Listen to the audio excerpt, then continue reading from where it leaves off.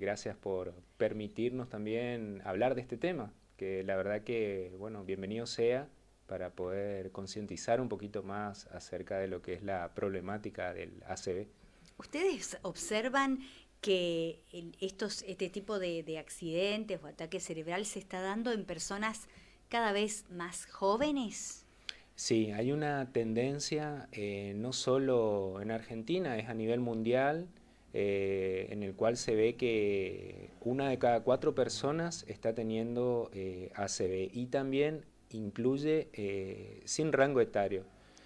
Nosotros tenemos estadísticas que nos da la Federación Mundial de Neurología, la cual nos muestra de que hay un porcentaje importante de pacientes con ACV en Estados Unidos, y Estados Unidos está atravesando un severo problema de obesidad infantil como uno de los principales factores de riesgo que producen esta enfermedad. Y más allá del antecedente, es lo que genera, o sea, estamos hablando de un compromiso que es discapacitante como mínimo y que compromete la vida desde ya, desde el principio. Y la relación tanto de ese paciente en su medio, en su trabajo, en su familia, como en su entorno, o sea, genera grandes trastornos esta problemática de salud.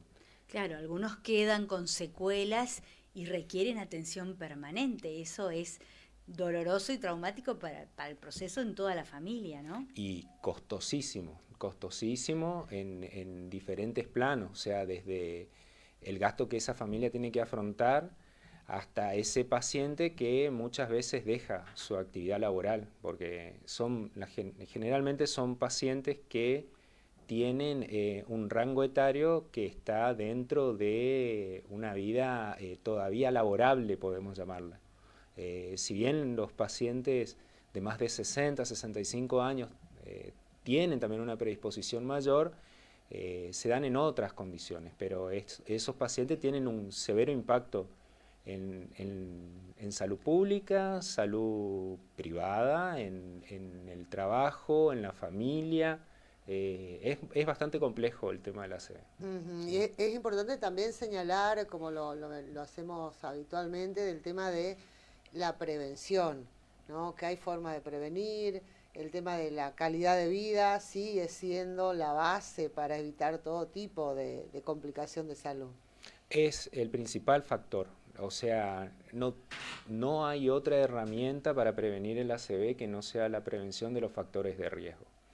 Y los factores de riesgo son el tabaquismo, el sedentarismo, la hipertensión, que se lleva por mucho el principal inconveniente, la diabetes, el colesterol elevado, y después podemos hablar de algunas otras cuestiones que ya hacen a la salud particular del paciente, pero podemos decir que esos 5 o 6 ítems que nombré son los fundamentales.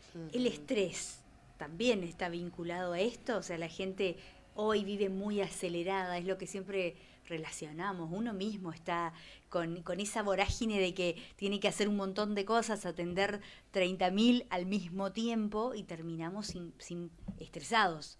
¿Eso influye también?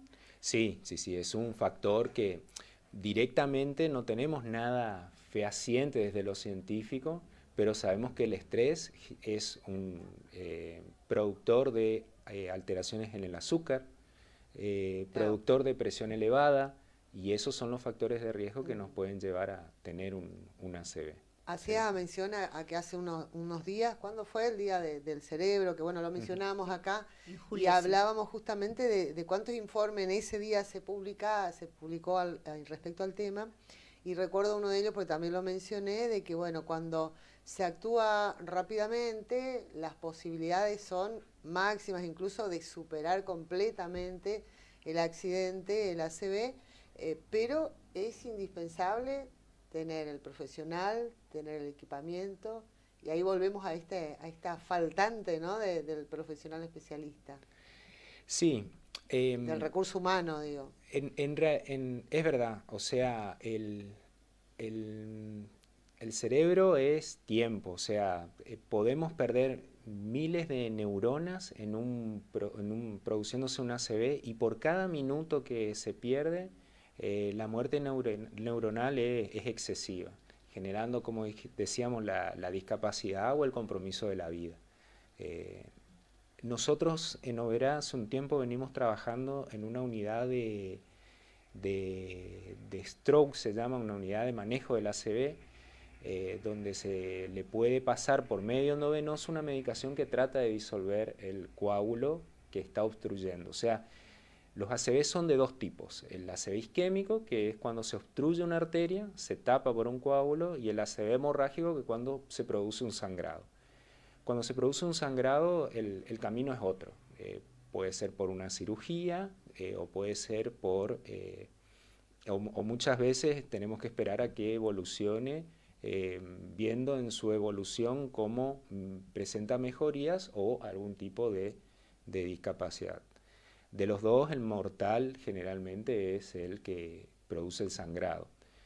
Y el ACV isquémico, que es lo que podemos tratar acá en Oberá, no todos los ACV isquémicos, hay un grupo puntual que todavía no podemos porque no tenemos el equipamiento, pero contamos con una unidad que intenta salvaguardar esto.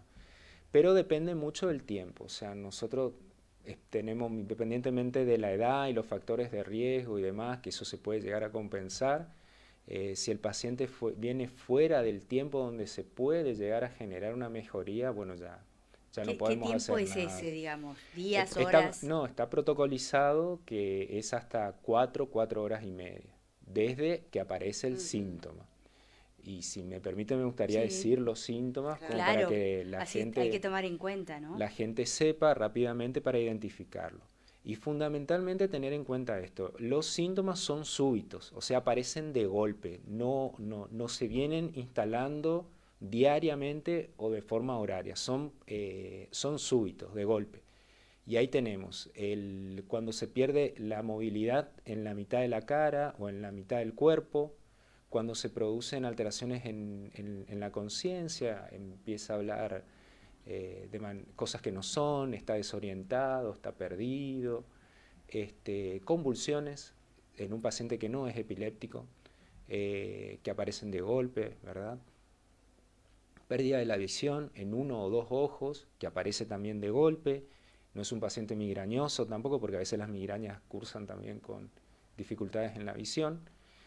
Esos serían los motivos por los cuales rápidamente hay que llamar a una ambulancia. ¿Esos síntomas pueden aparecer y desaparecer o permanecen durante el cuadro? Hay un tipo de ACV que se llama accidente isquémico transitorio, que se permite esa situación, en la cual el paciente aparecen los síntomas y desaparecen, pero no espontáneamente, sino en un tiempo prudencial, que puede ser de alrededor de 1 hora hasta 6 horas, está definido.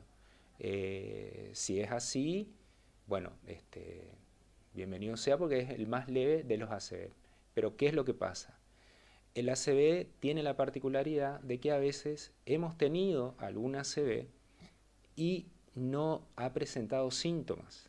Recuerden que el cerebro no lo usamos al 100%, usamos solamente, se cree que alrededor del 10% de su capacidad. Entonces hay zonas mudas, vamos a llamarlas así, no son en realidad, me van a matar, pero... Claro, para que se entienda, son zonas que no generan síntomas, básicamente. Y esos síntomas, esas zonas que no generan síntomas, tienen un ACV y ya se genera un antecedente, entonces se duplica la posibilidad de tener otro ACV. Y eso es independientemente de los factores de riesgo. Si uno le agrega obesidad, presión alta, diabetes, bueno, es un combo difícil de predecir, básicamente.